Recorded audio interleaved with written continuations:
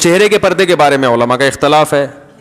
امام ابو حنیفہ رحمہ اللہ کی رائے یہ کہ چہرے کا پردہ فرض نہیں ہے. امام شافعی اور امام احمد بن حنبل کی رائے یہ کہ چہرے کا پردہ بھی فرض ہے. بالکل ایسے ہی وہ کہتے ہیں اس میں بھی سرے سے کوئی آپشن عورت کے پاس ہے ہی نہیں. وہ چہرہ لازمی ہر قیمت پہ اس نے چھپانا ہے, اس میں گنجائش کا پہلو نہیں ہے. جیسے سر کے بال چھپانے ایسے چہرہ بھی چھپانا. دیکھیں عورت کا جو پردہ ہے نا, ایک ہے بیسک پردہ بنیادی جو ہر عورت نے کرنا ہی کرنا ہے. وہ کیا ہے کہ پورا جسم چھپا ہوا ہو سوائے چہرے اور ہاتھ کے. یہ تو پوری امت کا اجماع ہے کہ اتنا پردہ تو عورت نے, بولو بھائی, کرنا ہی کرنا ہے. اس میں کسی کا اختلاف نہیں ہے. بال نہیں کھول سکتی, کلائیاں نہیں کھول سکتی, پنڈلیاں نہیں کھول سکتی, پاؤں, چہرہ اور ہاتھ.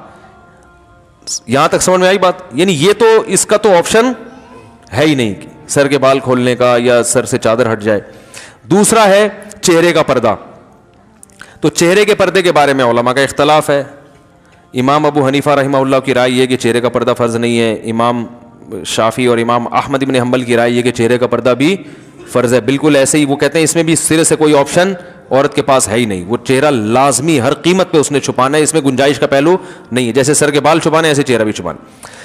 امام حنیفہ کی جو اصل رائے ہے وہ یہی ہے کہ چہرے کا پردہ فرض نہیں ہے اصل کے اعتبار سے. تو چہرے کا پردہ جو فرض ہے وہ جہاں فتنے کا خوف ہوگا تو وہاں فرض ہوگا, جہاں فتنے کا خوف نہیں ہے وہاں فرض نہیں ہے. فتنے کا خوف ہو پھر بھی فرض نہیں ہے, ایسی کسی فقیہ کی رائے نہیں ہے. کیونکہ قرآن مجید کی جو آیت ہے نا, یدنین علیہن من جلابیبہن, جب گھر سے باہر نکلو تو اپنے اوپر چادریں ڈال لیا کرو, تو ظاہر اس میں چہرہ بھی آئے گا. تو وہ فتنے کے خوف ہی کے موقع پر اللہ نے فرمایا. تو جہاں بھی فتنے کی نوعیت چاہے کسی بھی نوعیت کی ہو, تو اس پر علماء کہتے ہیں کہ جوان عورت کے چہرے میں فتنے کا خوف بہرحال موجود ہے. سارے تو مسائل چہرے ہی سے پیدا ہوتے ہیں نا, تو اس لیے فتنے کی وجہ سے چہرے کے چھپانے کا حکم دیا جائے گا. اور فتویٰ اسی پر ہے کہ اگر کوئی جوان عورت چہرہ نہیں چھپاتی تو وہ گنہگار ہوگی. امام حنیفہ کا جو قول ہے نا چہرہ فرض نہیں ہے, وہ اس صورت میں کہ جب فتنے کا خوف نہ ہو. یعنی یہ اس میں ایک نرم پہلو نکلتا ہے کہ بعض دفعہ ضرورت ہوتی ہے چہرہ کھولنے کی, بعض دفعہ خوف ہی نہیں ہوتا بالکل بھی. تو اب متاخرین حنفیہ کا فتویٰ اسی پر ہے, اور اسی پر تقریباً سارے علماء جو فقہ حنفی کو فالو کرنے والے ہیں سب متفق ہو چکے ہیں.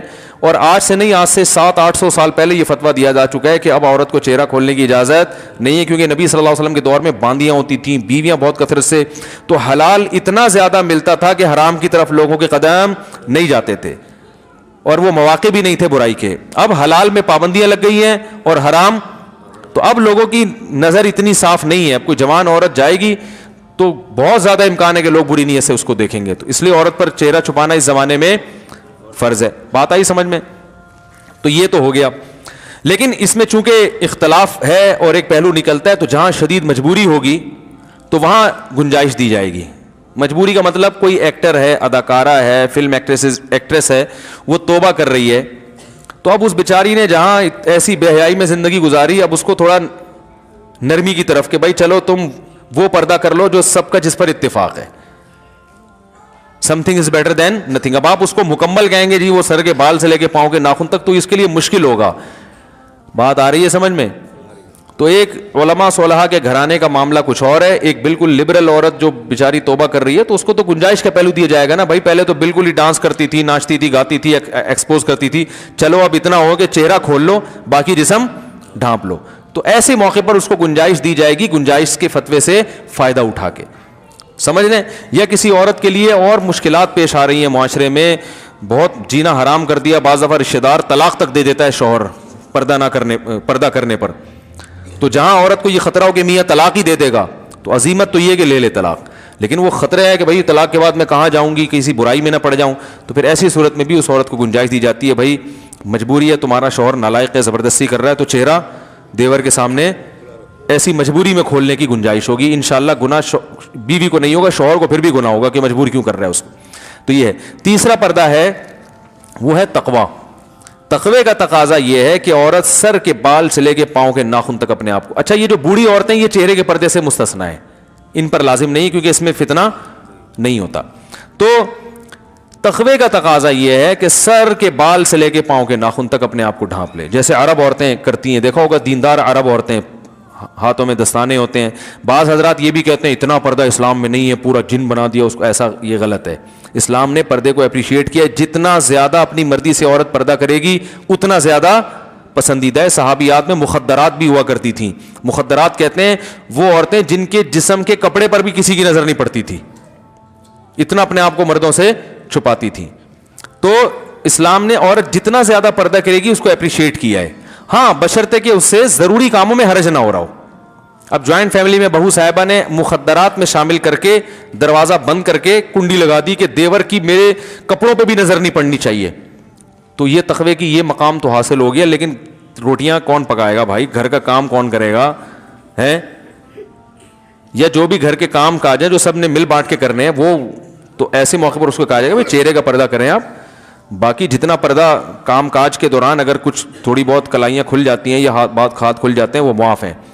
امام یوسف رحمہ اللہ سے صراحتاً منقول ہے کہ جوائنٹ فیملی میں اگر گھر چھوٹا ہو, عورت برتن دھوتے ہوئے اس کی کلائی کھل جائے اور دیور کی نظر کلائی پہ پڑ جائے تو انشاءاللہ گناہ نہیں ہوگا, کیونکہ اس سے بچنا بہت مشکل ہے نا. آستین پوری یوں کر کے وہ برتن دھوئے گی تو آستینیں گیلی ہوتی ہیں, تو تھوڑا بہت اس کو آستینیں چڑھانی پڑتی ہیں, احتیاط کے باوجود بعض دفعہ نظر پڑ جاتی ہے. ہمارے یہ بھی فرمایا کرتے تھے عورت جوائنٹ فیملی میں پردہ کرے, چہرہ چھپائے, لیکن اگر بے احتیاطی میں چہرے پہ دیور کی نظر نہ چاہتے ہوئے غلطی سے پڑ جاتی ہے تو کوئی بات نہیں, معاف ہے. کیونکہ اب گھر میں رہتے ہوئے اتنی بے احتیاطی ہو جاتی ہے, اس میں زیادہ مسئلہ کھڑا کریں گے تو گھر کا ماحول خراب ہوتا ہے. تو پردہ کرے چہرے کا, لیکن اگر کبھی غلطی سے بے احتیاطی ہو جائے تو انشاءاللہ معافی ہے. لیکن میں آپ کو ایک بات بتاؤں, جو محتاط لوگ ہیں نا, ہمارے ایسے بہت سے اساتذہ ہیں جن کے گھروں میں کئی بھائی ہیں ماشاءاللہ, بیویاں بھی ساتھ رہتی ہیں, وہ کہتے ہیں 10 سال ہو گئے ہم جوائنٹ فیملی میں کبھی ہماری نظر اپنی بھابھی پہ نہیں پڑی. وہ بتاتے ہیں کہ نہیں غلطی سے بھی نہیں پڑی. تو تمیز اگر ایک دفعہ مارکیٹ میں آ جائے نا تو وہ ایسا غلطی سے بھی ہوتا نہیں, لیکن بہرحال ہو جائے تو معاف ہے. یار ہم تو 10 سال سے رہ رہے ہیں, کبھی نظر بھی نہیں پڑی, اکٹھے رہ رہے ہیں نہیں پڑی. تو وجہ اس کی ہے کہ ان کو پتا ہوتا ہے بھائی بیگم آ رہی ہے یا بھابھی ہے, بھابھی آ رہی ہے تو نظر وہ خود ہی نیچے کر لیتے ہیں. بھائی ٹھیک ہے انہوں نے کھانا رکھا, چلی گئی, نظر پہلے سے نیچے. جو جس کی نگاہیں خراب ہوتی ہیں نا وہ پہلے دروازے پہ یوں کر کے دیکھ رہا ہوتا ہے, آنے تو دو, پہلے دیکھوں گا میری بیگم ہے یا بھابھی آ رہی ہے, آنے دو. آئے گا اچھی طرح مطالعہ کرے گا, پھر کہے گا بھائی اسلام میں اچھا نہیں ہے. اور جو تقوی والا آدمی ہوتا ہے وہ نظر ریچھ ہی کرتا ہے, وہ کہتا ہے اگر بیگم ہوگی تو خود ہی منہ سے بول دے گی نا کہ میں بیگم ہوں, تو نیچے رکھو وہ نظر. جب وہ کھانا لے کر آ رہی ہے کچن کے کھٹ پٹ سے اندازہ ہو گیا بھابھی کھانا لگا رہی ہے میرے لیے, تو بھائی پہلے سے نظر نیچے رکھ لو, وہ آئیں گی رکھ کے چلی جائیں گی, ٹھیک ہے نا. اور اگر بیگم ہے تو بیگم منہ سے خود ہی بول دے گی, بھائی بیگم تو ایسا بولتی ہے آپ کو پتا ہے, اس کو چپ کرانا مشکل ہوتا ہے. بولے کہ بڑے شریف بن رہے ہو ہیں, وہ بولے گی نہیں, وہ ایسا بولے گی کہ بلوائے گی آپ کو پھر وہ. خیر, تو تمیز والے سب اگر ہو جائیں نا تو معاملہ آسان. ایک جوائنٹ فیملی میں گھر کی خواتین سارے کام کاج بھی کر لیتی ہیں اور پردے پر بھی عمل ہو جائے. ایک بھی اگر شرارتی ہوگا نا دیوروں میں وہ فتنہ کھڑا کرتا ہے, اور ہوتے ہیں, اللہ معاف فرمائے. آپ لوگوں کے علاوہ کی بات کر رہا ہوں. وعلیکم السلام. اچھا, یہ سورہ نور میں ہمارے پاس حکم آیا پردے کا, بڑا ڈیٹیل میں آیا, یعنی شروع سے لے کے اینڈ تک ہر چیز ڈسکس ہوگی اس کے اندر. تو اب یہ مولوی نے جو ہے نا بیچ میں ایک نیا شوشہ, یعنی کہیں اور سے ایک حکم ہے جو کہ ایک اسپیسیفک سچویشن کے لیے تھا, جو ظاہر اللہ نے اگر وہ پردے کے اندر رکھنا ہوتا تو وہ بھی اس پورے ڈسکورس کے اندر یہاں پہ رکھتا. تو وہ اسپیسیفک حکم جو ہے وہ انہوں نے اٹھا کے یہاں پہ فٹ کر دیا ہے چہرے کو کور کرنے والا. تو یہ کیا وجہ, مطلب یہ کیوں اس طرح سے ہو؟ آپ کے سوال کے اندر دو سوال ہیں. ایک تو کیا اللہ تعالیٰ کی قرآن پاک کے اندر جہاں جہاں پہ جس چیز کے بارے میں حکام ہیں وہ کیا الگ سے ٹریٹ کیے جائیں, یا جس چیپٹر کو اللہ تعالیٰ نے خود شروع کیا ہے اس چیپٹر کو جہاں پہ بھی ہم ختم کر رہے ہیں, اللہ تعالیٰ ختم کر رہے ہیں, تو اس کے علاوہ اس چیپٹر کے بارے میں کوئی بھی آیت ہے تو اس کو پھر ہم اس میں شامل نہ کریں. یہ ایک ایسی بات ہے جس کا آئی ایم شیور آپ یا کوئی بھی دنیا میں بندہ کنفیوز نہیں ہے کہ اللہ تعالیٰ کی کوئی بھی آیت ہو ایک خاص مضمون کے بارے میں ہو تو یہ نہیں دیکھ سکتے ہم کہ وہ قرآن پاک کے کس حصے میں. اگر اس مضمون کے اوپر کوئی احکام ہیں تو اس کو اس مضمون میں ڈالنا پڑے گا, بغیر یہ سوچے کہ یہ تو سورہ احزاب میں آیا ہے اور وہاں پہ سورہ نور کا چیپٹر ہے.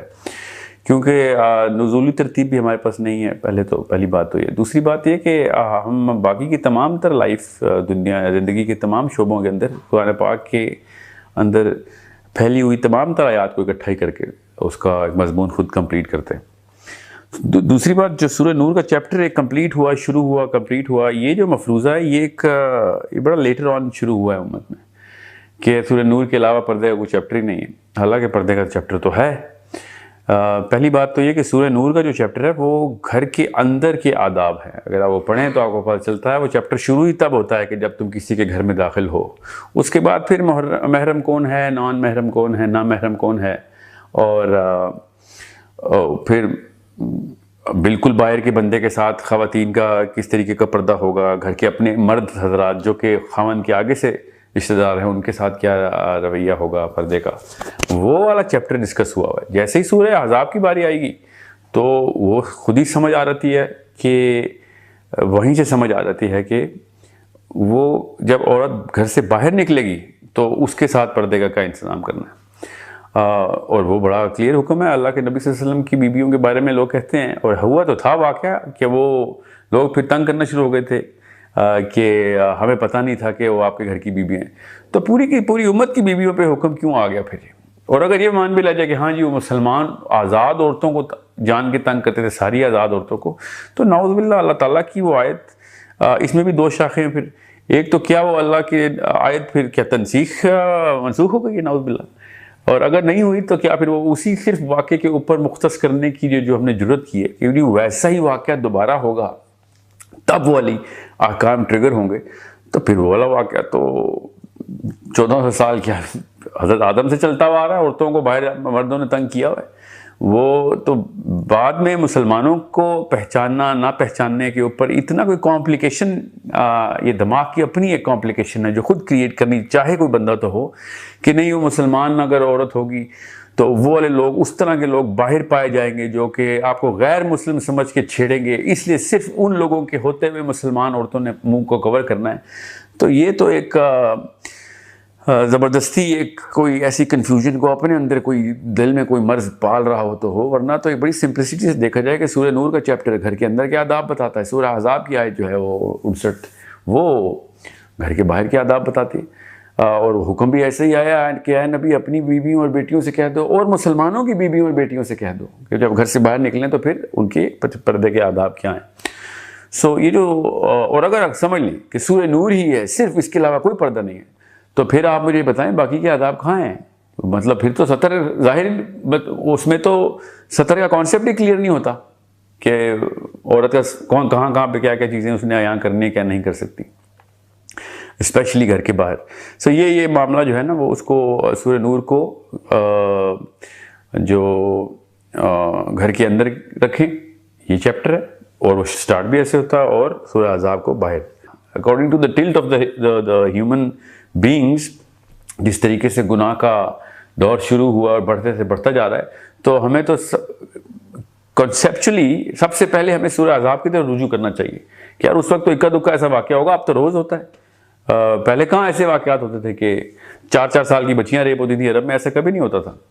اور یہاں پہ تو 4 سال کی بچی نہیں محفوظ، اور یہ کہہ رہے ہیں عورت کا منہ کیوں کور کریں، سورہ نور میں نہیں آیا ہوا. ان لوگوں کو تو چاہیے کہ لوہے کے ڈھکنوں میں عورتوں کو باہر بھیجا کریں جس طریقے سے جو معاملات چل رہے ہیں.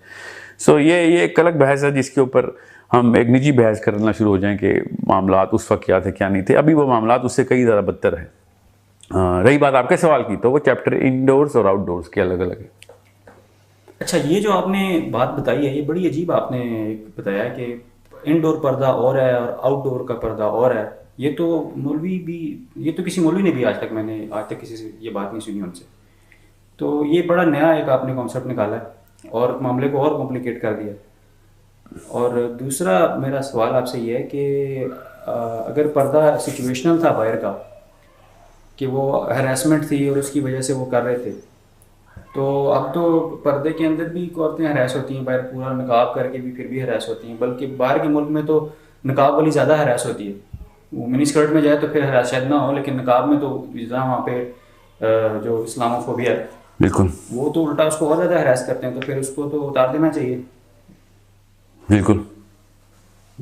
دو باتیں آپ نے کی. ایک تو کہ یہ نئی بات ہے کہ سورہ نور جو ہے وہ گھر کے اندر کے عذاب بتا رہی ہے اور سورہ عذاب باہر کے, تو وہ تو آپ عربی پڑھیں گے تو آپ کو خود ہی سمجھ آ جائے گا. بہرحال یہ بات نئی ہے کہ نہیں, یہ 1400 سال سے اس بات پہ تو اجماع امت ہے کہ سورہ نور جو ہے وہ سورہ جو احزاب ہے وہی ہے پردے کی اصلی آیت. یہ تو بعد میں ایک بڑی ریسنٹ بحث ہے علماء کرام کی کہ سورہ نور, بلکہ یہ 1% فریکشن کو بھی ریپرزینٹ نہیں کرتی علماء کرام کے کہ جو پردے کی آیات ہیں وہ سورہ احزاب سے آ رہی ہیں, جو پردے کے احکام ہیں وہ سورہ احزاب کو اس میں شامل نہ کیا جائے.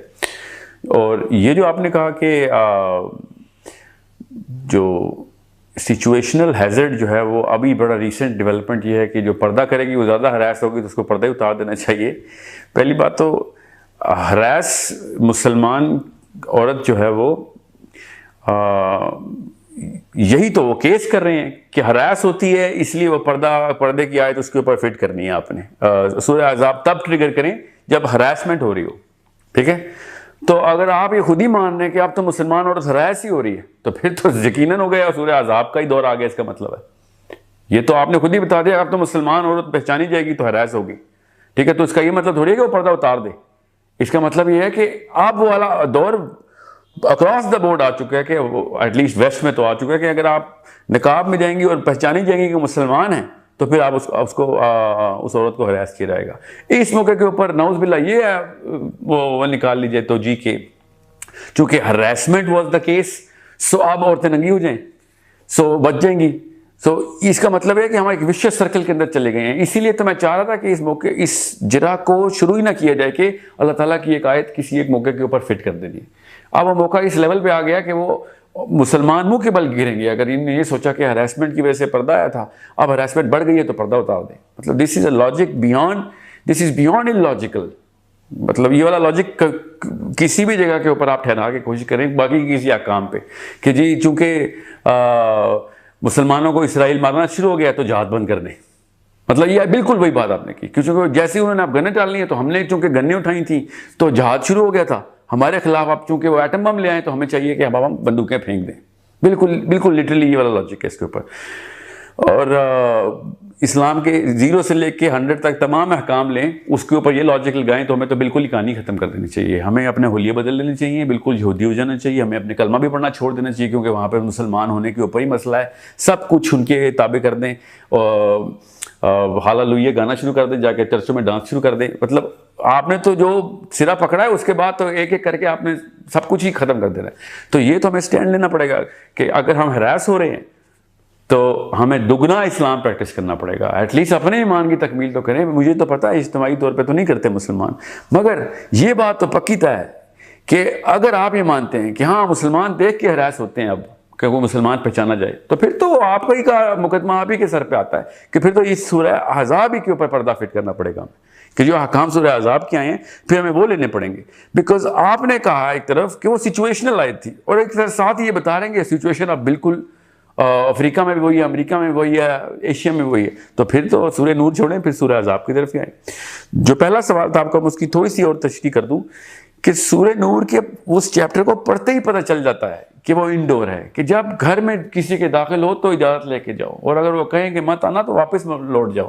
اور اگر بھائی شوہر کے بھائی ہوں تو اس کے ساتھ کیا کیا چیزیں اس جو ہے نا احکام میں آئی ہیں. عورت کون کون سے جسم کا حصہ دکھا سکتی ہے, اپنے سسر کو, اپنے شوہر کو, اپنے شوہر کے بھائی کو, اپنے باپ کو, تمام محرمات بتا دی. اس کو سامنے کی بات ہے کہ یہ گھر کے اندر کی بات ہو رہی.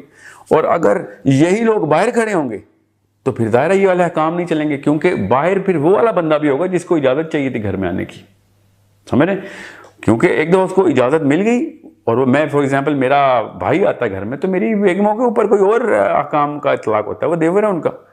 مگر میرا دوست آ جاتا ہے تو اس کے اوپر پھر وہی سورہ احزاب کی آیتیں لگتی ہے پھر, کیونکہ اب وہ باہر کا بندہ آ گیا. اب میرے بھائی میں اور میرے ابا جی اور میری بیگم کے ابا جی ساتھ لے گھر سے باہر نکلتے ہیں تو ہم 4 بندے تو نہیں ہیں نا خالی, تو وہ وہاں پہ سورہ نور پریکٹس کرتے رہیے کیونکہ میرے تو گھر والے ساتھ ہیں, وہ باقی کے لوگ بھی تو ساتھ ہیں, ان کے ساتھ تو کوئی ایسا حکم نہیں ہے سورہ نور میں. سورہ نور میں اگر ایسا کوئی ایک بھی رشتہ بتایا گیا کہ نامحرم ہے, بالکل ہی نامحرم ہے, بالکل دوست یار ہے شوہر کے, یا پھر تھرڈ کزنز ہیں, اس کے اوپر پھر سورہ نور کے اندر کوئی رشتہ نکال کے دیتے ہیں, تو میں کہہ دوں گا ہاں وہ بھی آؤٹ ڈور ہے. ٹھیک ہے, وہ سارے کے سارے گھر کے رشتہ داروں کی بات ہو رہی ہے کہ آپ عورت جب گھر میں ہوگی تو ظاہر مرد تو ہوگی, اس کے سسر ہوگا, اس کا شوہر ہوگا, اس کا شوہر کے بھائی ہوں گے, اپنا جو بھائی اپنے ابو کے سامنے اس نے کیا کس طریقے سے رہنا ہے, اپنے زینت کیا چیز ہے جو دکھا سکتی ہے کیا نہیں دکھا سکتی. دس is a very natural disposition. اس کو پڑھتے ہی نیچرلی انسان کو پتہ چلتا ہے کہ یار گھر کے اندر کیا آداب کی بات ہو رہی ہے. I hope I have made you understand. بہرحال آپ کا جو نقطہ ہے وہ یہ کہ کیا نئی بات ہے, نہیں, یہ بالکل نئی بات نہیں ہے. یہ نئی بات ہے کہ سورہ نور ہی پردے کا چیپٹر ہے, اس کے علاوہ پردے کی جتنی باتیں کی گئی ہیں اس کو پردے میں مت ڈالیں. یہ ایک بالکل نئی بات ہے. ٹھیک ہے, یہ اسلام کی فلسفی کے خلاف ہے کہ دو چیزوں پہ فلسفہ ٹکرا رہا تھا ہمارا. ایک قرآن کی کوئی بھی آیت تو اپنی مرضی سے فارغ کرتے ہیں کہ نہیں یہاں پہ ہم نے مضمون میں ڈالنی نہیں. یہ کون سا طریقہ, یہ جرأت کیسے آئی مسلمانوں کے اندر؟ صرف نبی کو یہ اجازت ہے کہ کس موقع کے اوپر کس مضمون کو کمبائن کر کے احکام جاری کیے جائیں. ہم میں سے کون سا ایسا بندہ, ہم میں کیا کسی صحابی کو بھی یہ ضرورت نہیں. دوسرا جو آپ نے جہاں پہ یہ فلسفہ ٹکراتا ہے کہ پردے کا حکم آیا ہی کیوں, یہاں سے آپ کو پتہ چل جائے گا کہ فلسفہ سب سے پہلے تو انسان عورت کا جسم کے سے پہلے اس کا منہ کور کرنا چاہیے. ساری کی ساری اٹریکشن تو آدمیوں نے فتنہ منہ سے نکالا ہوا ہے عورت کا. ورنہ آپ خود سوچیں جسم کے تمام حصوں کے اوپر کوئی ایک انڈسٹری نہیں کھلی سوائے پورنوگرافی کے, اور جسم کے خالی اس حصے کے اوپر $1 ٹریلین انڈسٹری کاسمیٹکس کی پیسے کما رہی ہے. کیوں؟ کیونکہ فتنہ ادھر سے پھیلا رہے ہیں, اور ہم کہہ رہے ہیں نہیں یہ دکھا دو اور باقی سارا کا سارا کچھ جو ہے سورہ نور سے پکڑ لو. یہ عجیب سی بات ہے. سارا فتنے کی جڑ جو ہے وہ خاتون کا چہرہ ہے. فلسفے میں آپ جائیں, فلسفی آف اسلام, تو ٹریگر ہی اس کے چہرے کے اوپر ہوتی ہے. یہ صرف چہرے کا حکم آیا ہوتا اور کوئی حکم نہ آیا ہوتا تو ہم کامن سینس سے باقی کا جسم کور کر لیتے کہ ہاں یار اسے تو فطرہ پہلے. تو ہمیں یہاں پہ کامن سینس کیوں نہیں رہتی ہماری؟ اور ایک اور جرابی کی رہتی ہے کہ حج میں چونکہ چہرہ کور کرنے کا اور نہ کور کرنے کا حکم ہے, یہ بھی ایک جرا ہوتی ہے کہ حج میں تو عورت اپنا چہرہ دکھا دیتی ہے, تو پھر ٹھیک ہے, پھر حج میں اور بھی بڑا معاملات ہوتے ہیں. وہ پھر باقی کے روزے میں تو ہم کھانا نہیں کھاتے, باقی کے دنوں میں کیوں کھانا پھر کھا رہے ہوتے ہیں؟ ہر حکم کے اندر اس کی اپنے باؤنڈریز اور نیو اسپیسیفکیشنز ہوتی ہیں جہاں پہ وہ باقی کی چیزوں سے مبرہ ہوا ہوتا ہے. So there are things which you have to see in a bigger picture and related to the core philosophy of Islam as to why any order comes down to human beings. If you cannot correlate these two things تو پھر تو بحث کی تو مطلب کوئی limit ہی نہیں ہے نا کہ ہم کہاں کر سکیں, اور اسی لیے بحثیں کھل رہی ہیں. جناب مفتی صاحب, میں درس سے مکی سنتی ہوں یا آپ کا درس, تو میری استانی کہتی ہیں کہ سر پر دوپٹہ اوڑھ کر سنو, جبکہ میں اس وقت جھاڑو پوچھا وغیرہ کر رہی ہوتی ہوں. بھائی وہ مولانا مکی صاحب کو آپ سنتی ہیں تو وہ تھوڑی دیکھ رہے ہوتے ہیں آپ کو, تو بہتر ہے کہ سر پہ ویسے ہی چادر رکھنی چاہیے عورت کو ہر وقت, حیا کا تقاضا ہے, لیکن یہ واجب نہیں ہے. تو وہی ہے نا, جتنا کرے گی پردہ اتنا اچھا ہے, حیا کا تقاضا ہے لیکن واجب نہیں ہے. دوپٹہ اوڑھنا ضروری نہیں ہے. پل صراط پر سے لوگ حساب کتاب کے بعد گزریں گے یا پہلے؟ پل صراط پر لوگ حساب و کتاب کے بعد گزریں گے. جس کا حساب اچھا ہو گیا تو وہ انتہائی اسپیڈ سے گزرے گا, اور جس کا برا ہو گیا وہ کٹ کے گرے گا. اللہ سب کو محفوظ رکھے. ہم خواتین کو جماعت کے ساتھ نماز کا طریقہ بتا دیں. وہی طریقہ ہے جو مردوں کا ہے, جو جس طرح سے مرد پڑھ رہے ہوتے ہیں خواتین بھی اسی طرح سے پڑھیں گی. میرے گھر میں اور میرے شوہر اور 2 چھوٹے بچے رہتے ہیں, کوئی نامحرم نہیں ہے, کیا میں اپنے شوہر کے سامنے بھی دوپٹہ اوڑھ کر؟ نہیں بھائی, شوہر سے پردہ نہیں ہے. باقی گھر میں اگر عورت حیا کے ساتھ رہے, نارمل حالات میں سر پہ چادر رکھے تو اچھی بات ہے, اس سے حیا کا ماحول, خاص طور پہ جب بچے جب بڑے ہو رہے ہوں. میرے یہ ہو گیا, وہ دوسرا غلطی سے میں نے دوسرا دے دیا. جلدی اسپیڈ مارو یار, بہت ٹائم ہو گیا. یہ ہو گیا. بیوہ عورت اپنے بیٹے کی وجہ سے دوسری شادی نہ کرے, اسے پالنے پوسنے میں زندگی لگا دے اور شادی کے بعد اس کی بیوی اور ماں کی نہ بنے, تو کیا وہ اپنی بیوی کو ماں سے الگ رکھ سکتا ہے؟ بیوہ عورت نے جو اپنے بیٹے کی وجہ سے شادی نہیں کی, یہ غلط کیا. اس بارے میں ایک حدیث پیش کی جاتی ہے ابو داؤد کی, کہ جو عورت اپنے بچوں کی وجہ سے شادی نہیں کرے گی قیامت کے دن میرے ساتھ ہوگی. یہ حدیث صحیح نہیں ہے اور دوسری نصوص کے خلاف بھی ہے. قرآن میں بے نکاحوں کو نکاح کی ترغیب دی ہے, اس میں بیوہ بھی داخل ہیں, طلاق یافتہ بھی داخل ہیں, مرد بھی داخل ہیں, عورتیں سب داخل ہیں اس میں. تو جو بھی بغیر نکاح کے ہو اس میں قرآن نے اس کو ترغیب دی ہے کہ وہ کلے زندگی, بولو بھائی, اکیلے زندگی نہ گزارے. تو اور احادیث میں بھی. باقی اگر عورت کو یہ خطرہ ہے کہ میں نے اپنے بیٹے کی موجودگی میں کسی سے نکاح کیا تو میرے بیٹے پر ظلم ہو سکتا ہے, سوتیلا باپ, اس وجہ سے نہ کرے, تو ایک کسی عارضے کی وجہ سے کوئی نہ کرے تو وہ ایک الگ بات ہے. لیکن بہرحال عورت کو ترغیب یہی ہے. اب یہی ہوا ہے نا, انہوں نے خود شادی نہیں کی, ان کو شوہر نہیں ملا, مزید اولاد بھی نہیں ملی. مزید اولاد ہوتی, ان کا شوہر ہوتا تو آج شوہر پال رہا ہوتا. اولاد ہوتی, یہ والا نالائق ہوتا تو دوسری, ایک بہو نالائق ہوتی, دوسری لائق ہوتی. اتنے بچے پیدا کرو ہول سیل کے حساب سے کہ اسپیئر میں 2-4 بگڑنے کے لیے بھی رکھو. حقیقت بتا رہا ہوں, 1-2 ہی ہو, بگڑ گئے تو زندگی برباد ہو گئی نا. میرے پاس آتی ہیں بعض بوڑھی عورتیں, ایک ہی بیٹا ہے, بہو نے اس کو یرغمال بنایا ہوا ہے, وہ زندگی بیچاروں کی عذاب گزر رہی ہوتی ہے. میں ان کو یہ کہتا تو نہیں کہ یہ کہ آپ نسل روکنے کا عذاب ہے, کیونکہ اور بیچاری پریشان ہو جائیں گی. بعض دفعہ قدرت کی طرف سے بھی اولاد نہیں ملتی, لیکن آج کل تو خود سے روکی جا رہی ہے. اس کا پھر خمیازہ بھگتنا پڑتا ہے بڑھاپے میں, سمجھ رہے ہیں. تو ماں کی نہ بنے تو کیا, بیوی کو ماں سے الگ, ہاں ماں سے الگ رکھ سکتا ہے, لیکن ماں کے ساتھ جا کے پھر ٹائم زیادہ گزارا کرے تاکہ اس کو تنہائی محسوس نہ ہو. مفتی صاحب, شریعت کے مطابق حق مہر کتنا ہونا چاہیے؟ جو میاں بیوی میں آپس میں طے ہو جائے, اس میں شریعت نے کوئی پابندی نہیں لگائی ہے. مفتی صاحب آپ جمعے کا خطبہ بہت اچھا دیتے ہیں, آپ سے گزارش ہے جمعہ خطبہ ریکارڈ کروا دیں. جی انشاءاللہ بھائی, نوٹ کر لو, جمعے کا خطبہ ریکارڈ کرنا ہے. مفتی صاحب آپ نے جو گزشتہ جمعہ میں جو شرک پر بیان کیا, اس بیان سے کئی لوگوں نے غیر اللہ کو پکارنا اور ان سے مانگنا چھوڑ دیا. یہ رپورٹ پیش کی, انہوں نے مسئلہ نہیں پوچھا ہے. مفتی صاحب وہ 70,000 کون لوگ ہیں جو بنا حساب کے جنت میں جائیں گے؟ حدیث میں آتا ہے جو تعویذ گنڈے نہیں کرتے تھے, رقیہ نہیں کرتے تھے اور اللہ پہ توکل کرتے تھے, ایسے 70,000 لوگ جنت میں جائیں گے. تو توہمات کی دنیا, تعویذ جائز ہے مگر عزیمت کے خلاف ہے. گنجائش ہونا الگ چیز ہوتی ہے. اعلیٰ درجے کا توکل یہ ہے کہ اپنے آپ کو, علامہ نووی رحمہ اللہ نے اس حدیث کی شرح میں لکھا ہے کہ جو جائز تعویذ ہے اس سے بھی بچائے انسان اپنے آپ.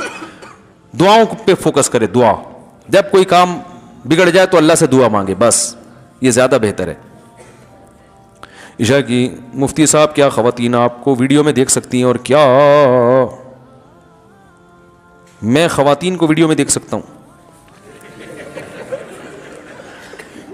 مجھے خواتین ویڈیو میں دیکھ سکتی ہیں نہیں دیکھ سکتی, میں کوئی الگ سے کوئی میرے لیے شرعی کام نہیں ہے. یہ سوال یہ ہونا چاہیے کہ کسی مرد عالم کو خواتین ویڈیو میں دیکھ سکتی ہیں کہ نہیں دیکھ سکتی.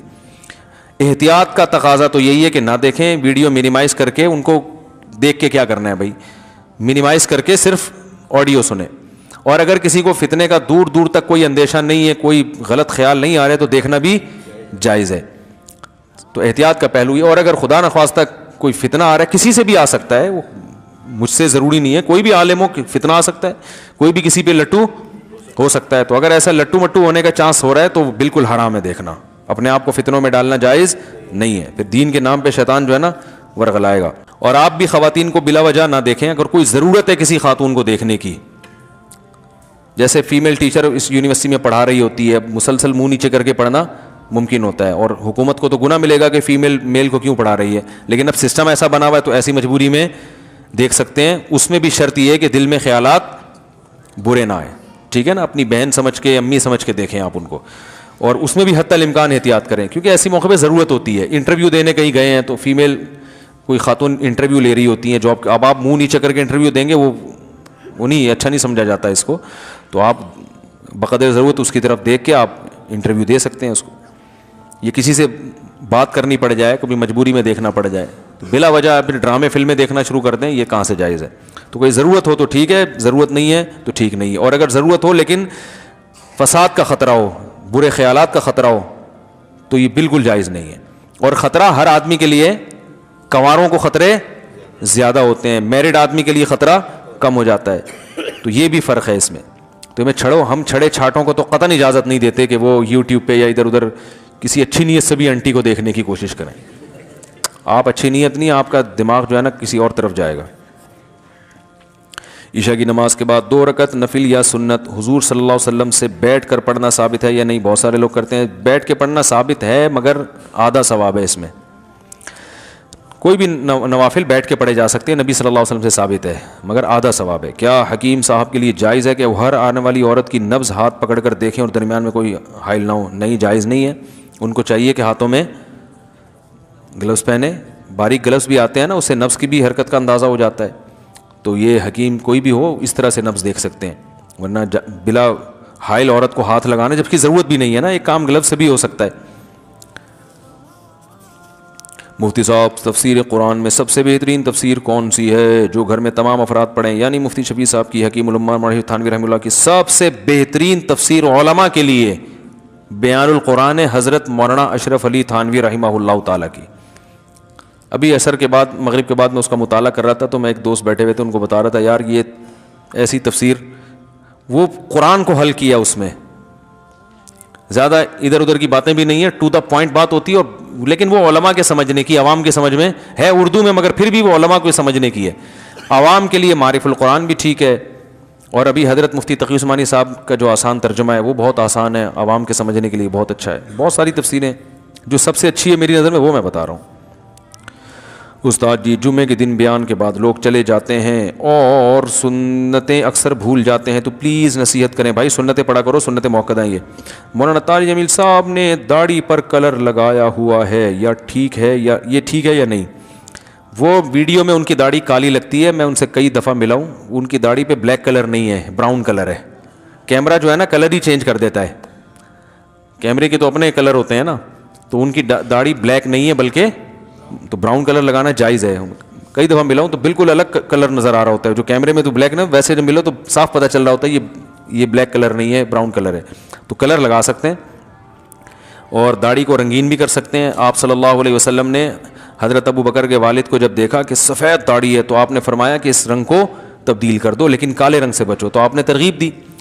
تو اور خاص طور پہ علماء کے لیے تو یہ اس لیے بھی اور زیادہ مستحب ہے کہ دیندار لوگوں کی اگر پرسنالٹی ایک زیادہ دیکھنے میں خوبصورت لگتے ہیں نا، تو بات اثر بھی انسان کی شخصیت کا بھی بڑا اثر پڑتا ہے. دیکھو تمام پیغمبر خوبصورت آئے ہیں، کوئی پیغمبر بدصورت نہیں بھیجے اللہ نے، کیونکہ شکل و صورت کا بڑا اثر پڑتا ہے. یہ نیچر ہے انسان کی.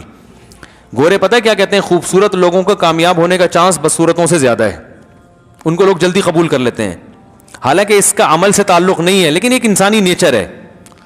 تو اب کوئی بدصورت ہے تو بھائی وہ دوسرے طریقے سے اعمال میں خوبصورتی پیدا کر کے اس کو پورا کر لے. قد چھوٹا ہے آپ کا تو آپ اعمال ایسے کرو جن کا قد بہت اونچا ہو، تو اس طرح سے تلافی ہو سکتی ہے.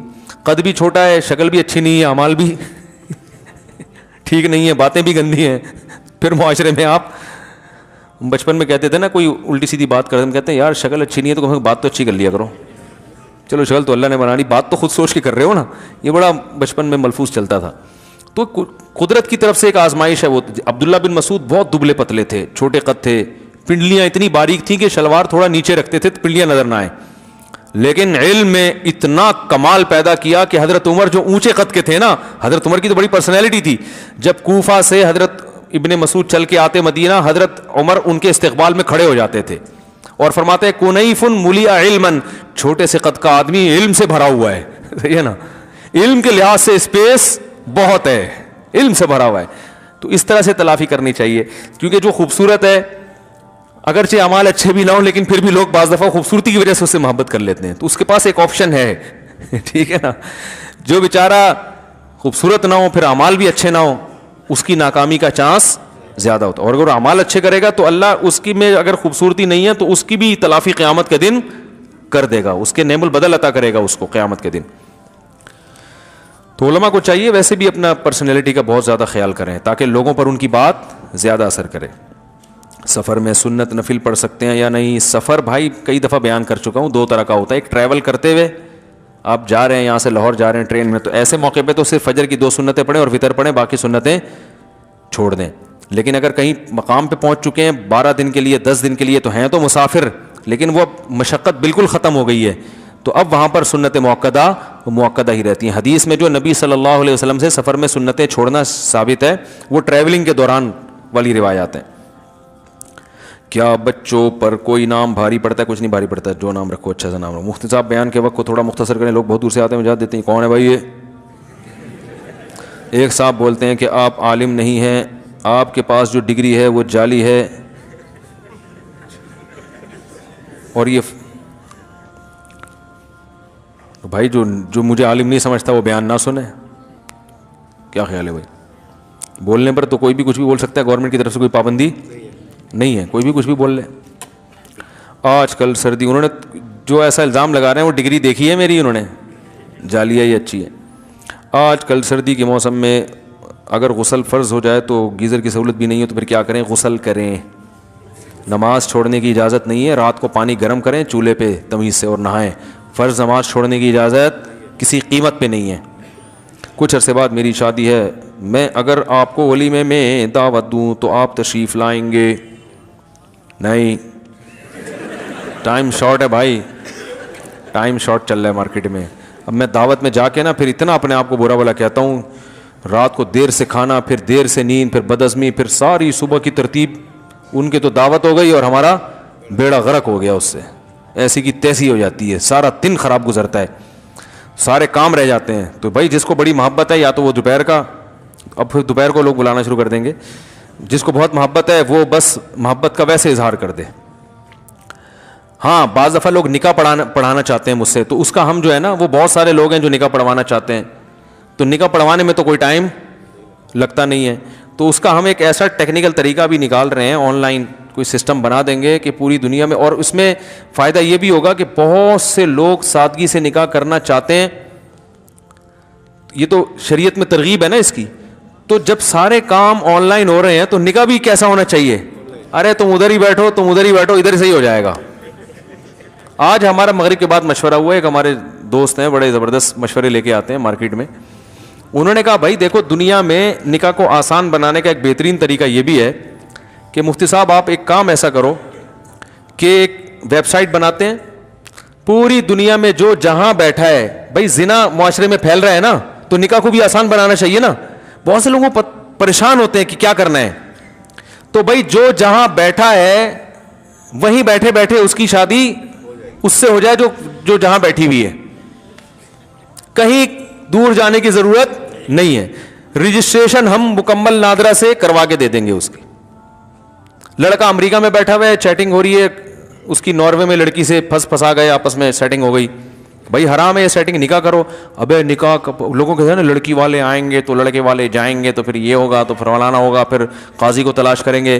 بھائی آن لائن نکاح ہے, آپ اس کو بولو تم وہی ناروے میں بیٹھو, پہلے نکاح کر لو, پھر آپس کی انڈرسٹینڈنگ سے جو طے کر لو کہ بھائی کہاں جانا ہے, کہاں رہنا ہے, کیسے ملنا ہے. ہاں اس میں یہ ہوگا کہ اگر 9 عمر لڑکیاں ہیں تو ان کے ابا کی بھی پرمیشن, وہ ہم ایسا نہیں کہ بچیوں کو باغی بنا دیں, اس کا خیال کریں گے ہم.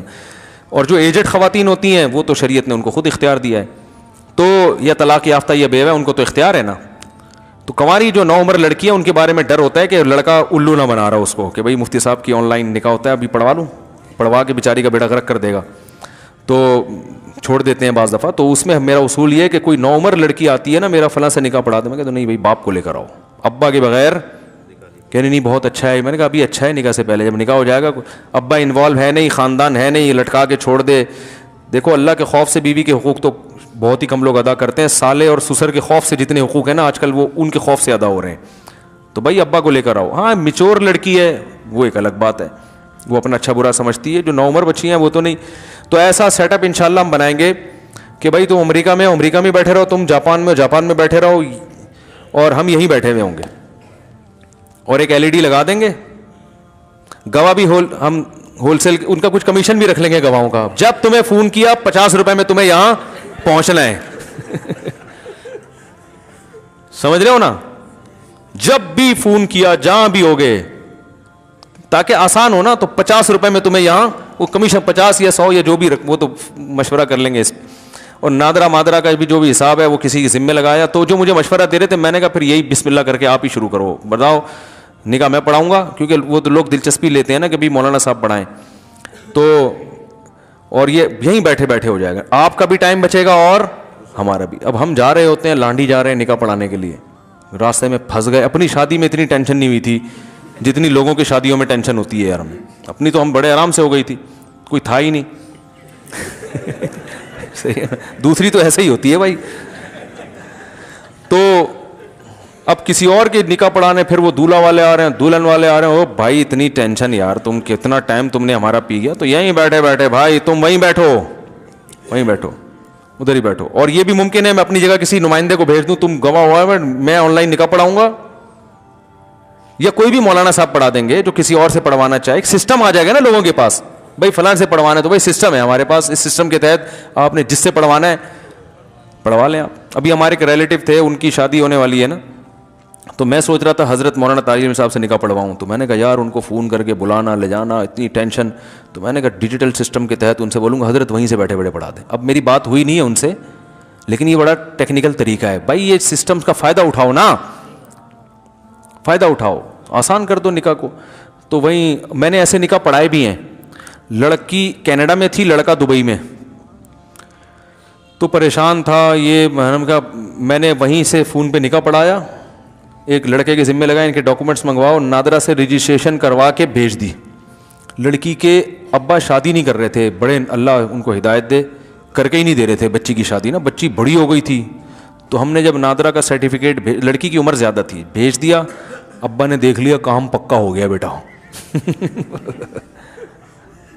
تو پھر ابا نے مجھے بلایا دعوت میں کہ اب تو ہو ہی گیا کام, اب ایک شادی پبلک کو دکھانے کے لیے بھی کر لیں. انہوں نے مجھے خود کہا کہ بھائی بدنامی نہ ہو. میں نے کہا حرکتیں ایسی نہ کیا کرو نا کہ بچیوں کی, یہ ان سے کہا تو نہیں, دل میں سوچ رہا تھا بچی کی عمر دیکھو کتنی ہو گئی ہے, کر ہی نہیں رہے, دلچسپی نہیں ہوتی بعض لوگوں کو, سب کی بات نہیں, بہت سے ایسے بھی ہوتے ہیں. کام پکا ہو گیا بھائی, لڑکا بھی برائی سے بچ گیا, لڑکی بھی, اور ماشاءاللہ بڑی ہنسی خوشی زندگی گزار رہے ہیں. تو ان کے نے کہا اب ایسے بھی پڑھا دو. ہم نے کہا چلو ویسے بھی پڑھا دیتے ہیں پبلک کو دکھانے کے لیے, تو آپ بھی خوش ہو جائیں گے. یہ جھوٹی موٹی کا نکاح ہوا دوسرا, پہلا سچی مچی کا تھا, وہ نادرا بالکل. تو میں نے کہا دولہا سے کہا ساری زندگی یہ نادرا کا فارم سسرال سے چھپا کے رکھنا ہے. وہ بولیں گے یار شادی اس تاریخ کو ہوئی تھی, ڈیٹ وہ والی ڈلی. یہ بھی بڑا زبردست سین ہو جاتا ہے بعض دفعہ. تو لیکن میں نوعمر بچیوں کے ساتھ ایسا نہیں کرتا, ان کو تو کوئی لڑکا, اور بعض دفعہ دولہا کو انسان ذاتی طور پہ جانتا ہے, اس کو پتہ ہوتا ہے کہ یار یہ خراب آدمی نہیں ہے. تو ایسا کوئی سسٹم انشاءاللہ بنا رہے ہیں. پھر آپ جہاں آپ لانڈی میں بیٹھے بیٹھے آپ کی شادی ہو جائے گی.